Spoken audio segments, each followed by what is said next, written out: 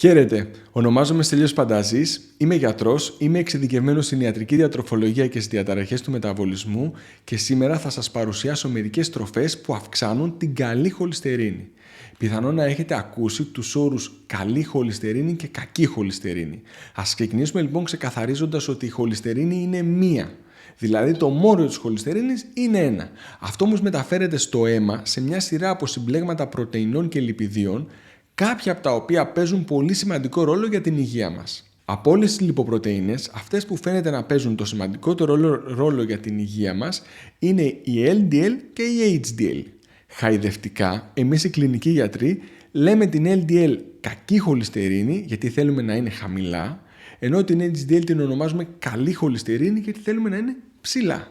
Στις μελέτες έχει φανεί ότι όσο πιο ψηλά είναι η HDL, δηλαδή η καλή χολυστερίνη, τόσα περισσότερα χρόνια ζούμε.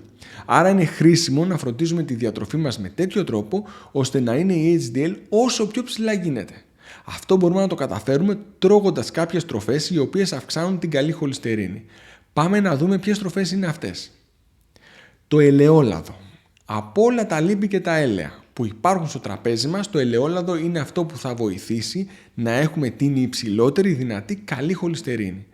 Το ελαιόλαδο, ειδικά το έξτρα παρθένο ελαιόλαδο, είναι αυτό το οποίο έχει τη μεγαλύτερη ανθεκτικότητα στη θερμότητα, πράγμα που σημαίνει ότι το μαγείρεμα σε φούρνο ή κατσαρόλα το καταστρέφει πάρα πολύ λίγο, κάνοντάς το την ιδανική επιλογή για το μαγείρεμα. Όσπρια. Τα όσπρια, που όσοι με παρακολουθείτε συστηματικά έχετε καταλάβει ότι τα θεωρώ θαυματουργά, έχουν μια σειρά από εξαιρετικά σημαντικά θρεπτικά συστατικά, τα οποία εκτός ότι μειώνουν την κακή χολυστερίνη, βοηθούν και στην καλύτερη ρύθμιση του ζαχάρου και εξορροπούν τη χλωρίδα του εντέρου. Βοηθάνε και στην αύξηση της καλής χολυστερίνης. Καλό είναι να στοχεύσετε στο να καταναλώνετε όσπρια τουλάχιστον 2 με 3 φορές την εβδομάδα και ιδανικά άλλες 2 φορές την εβδομάδα λαδερά. Μη επεξεργασμένα δημητριακά. Αν και τα μη επεξεργασμένα δημητριακά δεν είναι τόσο αποτελεσματικά όσο τα όσπρια στην αύξηση του HDL, δεν τα πάνε και τόσο άσχημα. Εδώ θα ήθελα για άλλη μια φορά να θυμίσω ότι τα επεξεργασμένα δημητριακά έχουν το ακριβώς αντίθετο αποτέλεσμα. Δηλαδή αυξάνουν την κακή χολυστερίνη και μειώνουν την καλή χολυστερίνη. Τα μη επεξεργασμένα δημητριακά όμως, δηλαδή τα δημητριακά τα οποία είναι ολικής, βοηθούν σημαντικά στην αύξηση της καλής χολυστερίνης. Εάν δεν ξέρετε πώς να επιλέγετε σωστά προϊόντα ολικής, σας συνιστώ να δείτε το βίντεο που είχα δημοσιεύσει παλιότερα που θα σας δείξει έναν απλό τρόπο για να διαλέγετε τα προϊόντα που πραγματικά είναι ολικής στο σούπερ μάρκετ. Τα μικρά φρούτα. Τα φρούτα είναι από τα πιο υγιεινά πράγματα που μπορεί να φάει κάποιος. Αλλά τα φρούτα, τα οποία θα σας βοηθήσουν περισσότερο να αυξήσει το HDL, είναι τα φρούτα που είναι μικρά σε μέγεθος. Τα φρούτα που είναι μικρά σε μέγεθος είναι αυτά που είναι μικρότερα από τα ακτινίδια. Τέτοια φρούτα είναι τα δαμάσκηνα, οι βανίλιες, τα βερίκοκα, οι φράουλες, τα σταφύλια, τα βατόμουρα και τα μύρτιλα.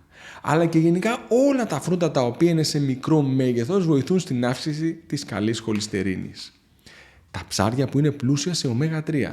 Το μεγαλύτερο δώρο που μας κάνουν τα ψάρια που είναι πλούσια σε ω3 είναι να συλλέγουν τα ω3 από τα φύκια, να τα αποθηκεύουν στο λίπος τους και να μας τα προσφέρουν όταν τα καταναλώνουμε. Τα λιπαρά ω3 είναι εξαιρετικά σημαντικά για την υγεία της καρδιάς και του εγκεφάλου και η καλύτερη πηγή είναι τα μικρά ψάρια. Οι καλύτερες επιλογές είναι η σαρδέλα, ο γάβρος, ο κολλιός, το σκουμπρί, η πέστροφα, τα σαφρίδια και τα άλλα μικρά αφρόψαρα. Αυτά τα ψάρια που είναι πλούσια σε ω3 βοηθούν στη μείωση των λιπιδίων και στην αύξηση της καλής χολυστερίνης. Ο λιναρόσπορος. Ένα συστατικό που δεν πρέπει να λείπει από κανένα πρωινό είναι ο αλεσμένος λιναρόσπορος. Ο λιναρόσπορος, ανάμεσα στα πολλά σημαντικά θρεπτικά που περιέχει και ω3 φυτικής προέλευσης, τα οποία αν και δεν είναι τόσο ποιοτικά όσο τα ω3 από τα ψάρια, είναι πάρα πολύ καλά για τη ρύθμιση των λιπιδίων του αίματος. Ιδανικά δεν θα θέλαμε να λαμβάνουμε ω3 μόνο από λιναρόσπορο, γι' αυτό το ιδανικό είναι κάποιος να λαμβάνει φυτικά ω3 από λιναρόσπορο και σπόρους τσία, αλλά και ω3 από τα ψάρια που είπαμε πριν. Οι ξηροί καρποί. Πολλοί ειδικοί που ασχολούνται με τη διατροφή προβληματίζονται με τους ξηρούς καρπούς γιατί περιέχουν πολλές θερμίδες.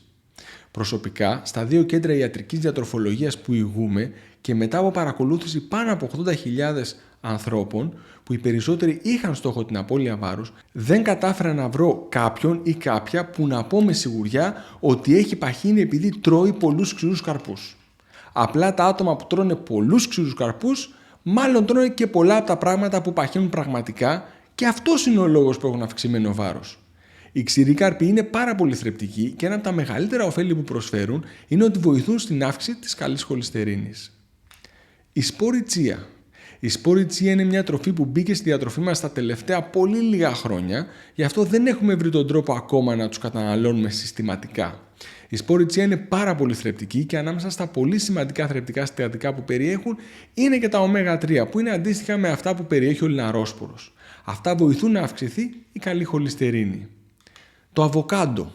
Το αβοκάντο επίσης εμφανίστηκε στη διατροφή μας τα τελευταία λίγα χρόνια σχετικά, αλλά βλέπω ότι ο κόσμος το υιοθετεί όλο και περισσότερο. Το αβοκάντο περιέχει πολύ υψηλής ποιότητας ω3, τα οποία, όπως η σπόρη τσία και ο λιναρόσπορος, βοηθούν στην αύξηση της καλής χολυστερίνης. Το κόκκινο κρασί.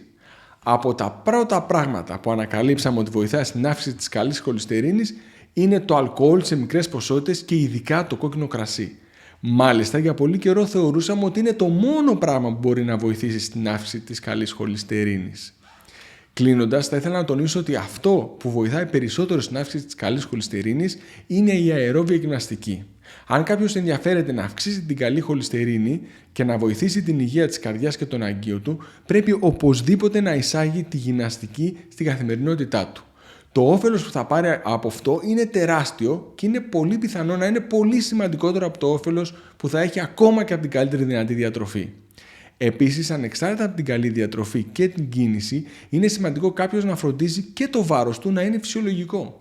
Δυστυχώς, όσο καλή διατροφή και αν κάνει κάποιος και όσο και αν γυμνάζεται, η υγεία της καρδιάς του δεν θα είναι καλή αν δεν έχει φροντίσει το βάρος του να είναι φυσιολογικό. Έτσι, αν η υγεία της καρδιάς, των αγκίων και του εγκεφάλου σας είναι υψηλή προτεραιότητα για εσάς, πρέπει να φροντίζετε το βάρος σας να είναι μέσα στα φυσιολογικά πλαίσια. Αν βρήκατε το θέμα ενδιαφέρον, σας παρακαλώ να πατήσετε το κουμπί μου αρέσει, να το μοιραστείτε με άτομα που θα το βρουν ενδιαφέρον και να γραφτείτε στο κανάλι για να σας ενημερώνουμε για μελλοντικά θέματα. Επίσης, μπορείτε να χρησιμοποιήσετε τα σχόλια για να ζητήσετε να παρουσιάσουμε ένα θέμα στο μέλλον. Σας ευχαριστώ πολύ.